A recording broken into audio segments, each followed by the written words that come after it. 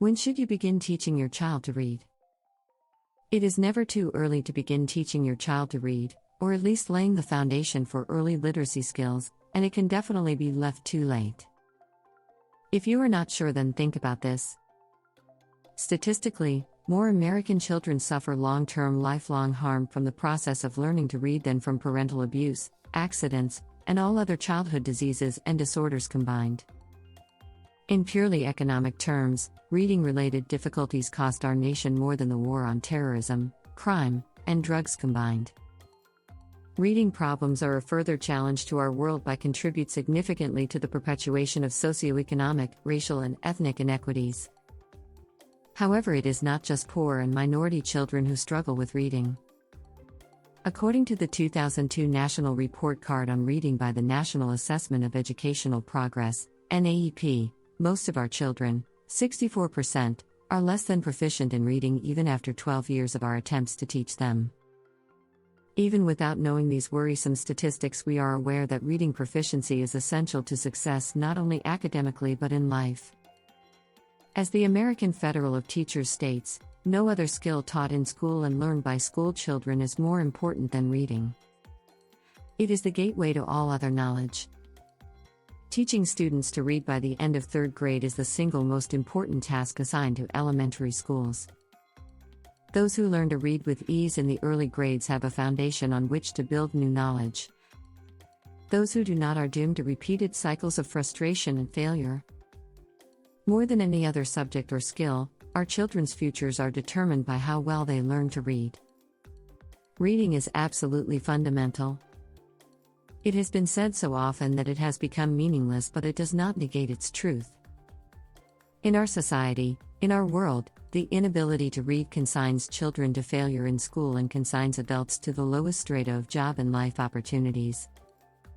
And just when we thought the stakes could get no higher, over the last decade, educational research findings have discovered that how well children learn to read has other, even more life-shaping, consequences. Most children begin learning to read during a profoundly formative phase in their development. As they begin learning to read, they're also learning to think abstractly. They are learning to learn, and they're experiencing emotionally charged feelings about who they are and how well they are learning. What does that mean? Most children who struggle with reading blame themselves. Day after day, week after week, month after month, year after year, the process of learning to read teaches these children to feel ashamed of themselves, ashamed of their minds, ashamed of how they learn. And the sad truth is that they have nothing to be ashamed about. As Dr. Grover Whitehurst, Director, Institute of Education Sciences, Assistant Secretary of Education, U.S. Department of Education 2003, says, reading failure for nearly every child is not the child's failure, it's the failure of policymakers, the failure of schools, the failure of teachers, and the failure of parents. We need to reconceptualize what it means to learn to read and who's responsible for its success if we're going to deal with the problem. Do you want to wait for the policymakers to find a solution? Do you trust that they will? Or would you rather make sure that the job is done right by taking charge yourself? I know what my answer is because I know firsthand from witnessing my brother's lifelong difficulties what an irrevocable impact a reading struggle early in life can make. It can mark your child for life. I'm not promising that your child can learn to read early or that they won't experience difficulty. After all, there is a significant number of children suffering from learning disabilities. These children will struggle. However, early instruction may ease their suffering and make the struggle a bit easier to handle. At the very least, you will know that you did everything you could to help your child, and your child will know that as well. That cannot be wasted effort. And you have a head start on every educator because you know your child's her temperament, her strengths, and her weaknesses. You are the person best equipped to begin teaching your child. So we come back to the central question: when should your child's reading education begin? Traditional American education models call for teaching a child to read between the ages of 7 to 9. Obviously, we cannot begin teaching a newborn how to read. However, we can begin in infancy to lay the foundation for literacy, which will in the end make your child a stronger reader. Literacy is defined as an individual's ability to read, write, and speak in English, compute, and solve problems at levels of proficiency necessary to function on the job, in the family of the individual, and in society.